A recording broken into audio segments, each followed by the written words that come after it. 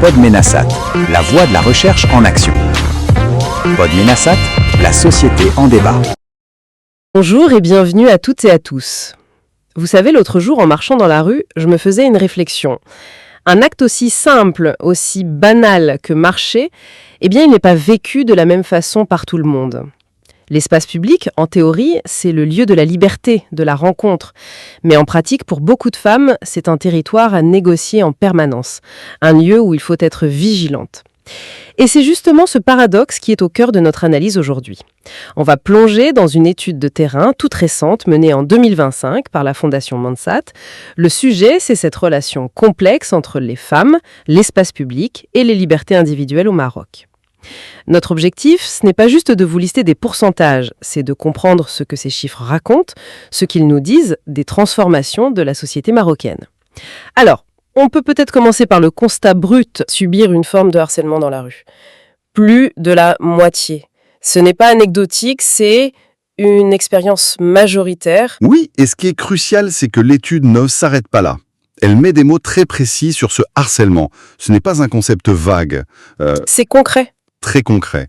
Les femmes décrivent des paroles déplacées, des sifflements, des regards si insistants que ça en devient une agression, des commentaires non sollicités sur leur corps, et ça peut même aller jusqu'à être suivi dans la rue. Chacun de ces actes est une intrusion. Une manière de dire « tu n'es pas tout à fait chez toi ici ». C'est exactement ça. Tu es dans mon espace et je te le fais savoir. Et ça transforme complètement la perception de l'espace. Ce n'est plus un lieu neutre. L'étude le montre bien. Cette insécurité, elle redessine la carte de la ville dans la tête de beaucoup de femmes. Il y a des rues qu'on évite, des quartiers où on ne va pas seul le soir. La liberté de mouvement qui devrait être un droit fondamental devient conditionnelle. Absolument. Et il y a une autre donnée dans ce rapport qui personnellement me frappe encore plus. Parce qu'elle touche à l'intime, au psychologique. Laquelle ? Un quart des femmes interrogées associent leur présence dans l'espace public aux mots prudence et peur. Ah oui, quand même. Pensez-y une seconde. Pas confort, pas liberté, mais peur. Ça veut dire que pour une part non négligeable de la population, sortir de chez soi, c'est mettre une armure mentale, anticiper le danger, scanner son environnement en permanence. C'est une charge mentale invisible, mais épuisante. Une charge mentale qui a des coûts très concrets, j'imagine. Le petit détour qui fait perdre du temps, le taxi qu'on prend par sécurité. Bien sûr, cette prudence a un coût. Bon, face à ce constat, l'étude pose la question que tout le monde se pose. Mais qui sont les auteurs de ces harcèlements ? Et là, la réponse est d'une clarté déconcertante. Ce n'est pas les hommes en général, de façon vague. Non, la quasi-totalité des femmes pointe du doigt une catégorie d'âge très précise. Vraiment ? Les hommes entre 20 et 40 ans. Entre 20 et 40 ans, c'est très ciblé. On aurait pu imaginer un phénomène plus diffus qui traverse les générations. Est-ce que l'étude explique pourquoi ce groupe en particulier ? Alors, l'étude ne s'aventure pas dans une analyse sociologique poussée de ce groupe, mais le simple fait de l'identifier, c'est déjà une information capitale. Oui, ça sort de la généralisation. Exactement. On sort de la généralisation stérile. Si le problème est circonscrit, les solutions peuvent l'être aussi. Ça suggère que les campagnes de sensibilisation, les programmes éducatifs, tout ça doit être pensé et dirigé spécifiquement vers cette génération. On peut agir dans les universités, les entreprises. On passe d'une approche au hasard à une approche chirurgicale. C'est beaucoup plus stratégique en fait. D'accord, donc on a un profil. On pourrait penser que ça rend les choses plus simples pour agir, pour signaler les faits. Et pourtant, l'étude soulève un énorme paradoxe. La plupart de ces agressions ne sont jamais signalées. Jamais. Comment on l'explique ? C'est l'un des points les plus sombres du rapport. Il y a un mur de silence. Et ce mur, il est fait de plusieurs briques. La première, c'est la peur. Oui, la peur d'être blâmé.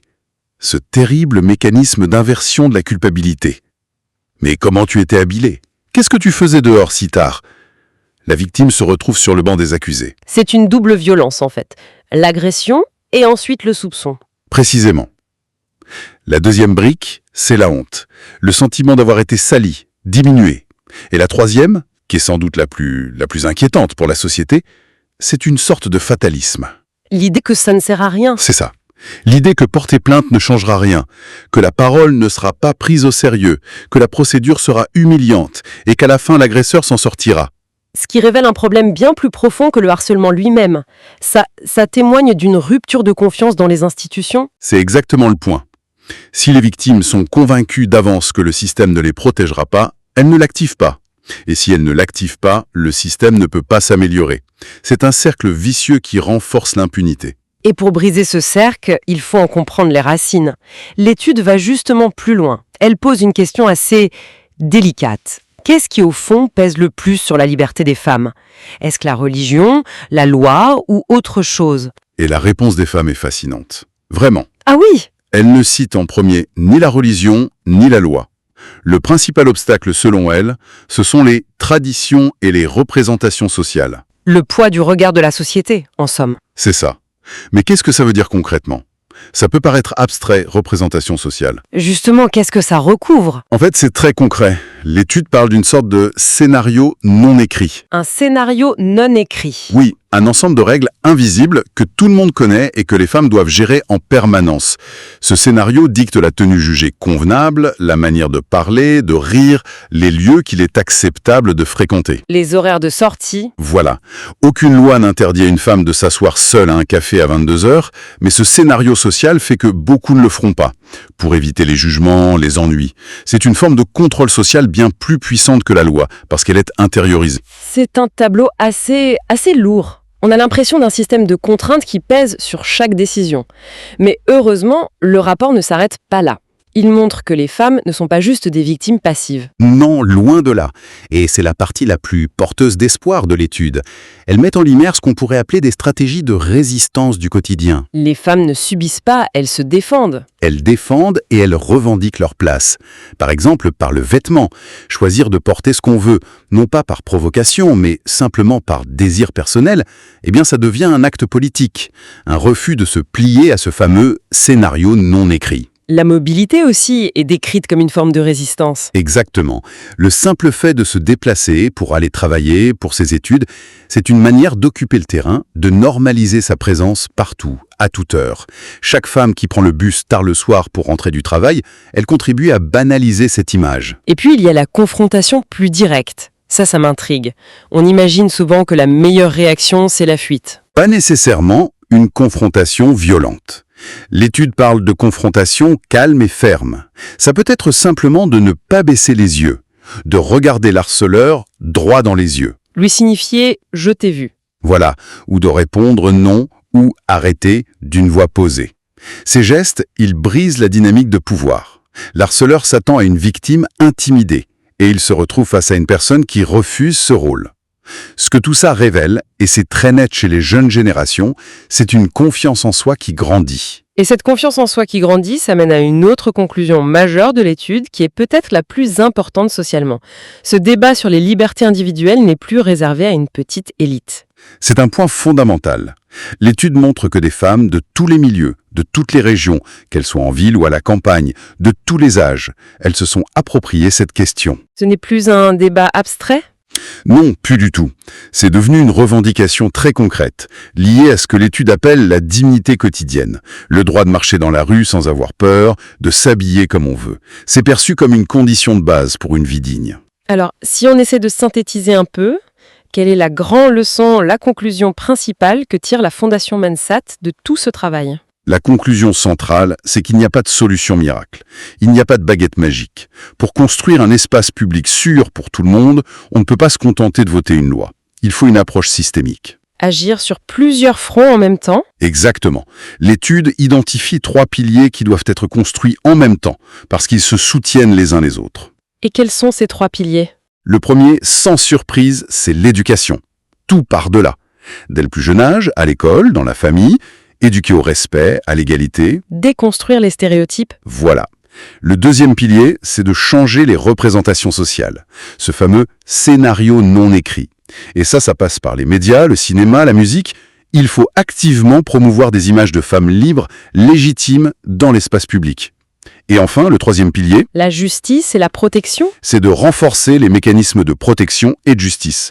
Des lois mieux appliquées, des policiers formés pour accueillir la parole des victimes, une justice plus rapide, plus ferme. Un pilier ne tient pas sans les 2 autres. On peut avoir les meilleures lois du monde si les mentalités ne suivent pas. Elles resteront lettres mortes. Le rapport se termine sur une phrase qui, je trouve, résume parfaitement l'enjeu. Il est dit que les femmes ne réclament pas un privilège, mais leur droit naturel à la sécurité et au respect. C'est simple, mais c'est puissant. Cette étude, donc, elle nous offre bien plus que des chiffres. Elle met des mots sur un vécu, elle objective un sentiment, et surtout, elle formalise une demande de dignité qui monte de toute la société. Tout à fait. Et ça ouvre peut-être une dernière piste de réflexion pour aller plus loin. Le rapport se concentre logiquement sur l'expérience des femmes. Mais pour vraiment résoudre le problème, il faudrait une autre étude. Qui se concentrerait sur les hommes, qui se poserait la question « Qu'est-ce qui, dans l'éducation, les modèles de masculinité, les pressions sociales, façonnent le comportement de ce groupe d'hommes de 20 à 40 ans ?» Comprendre leurs perspectives, les angoisses qui les animent. Ce n'est pas pour excuser, mais pour comprendre. Et comprendre les racines du comportement des agresseurs, ce serait peut-être une autre clé essentielle pour enfin construire cet espace public vraiment partagé par toutes et tous. Podménasat, la voie de la recherche en action. Podménasat, la société en débat.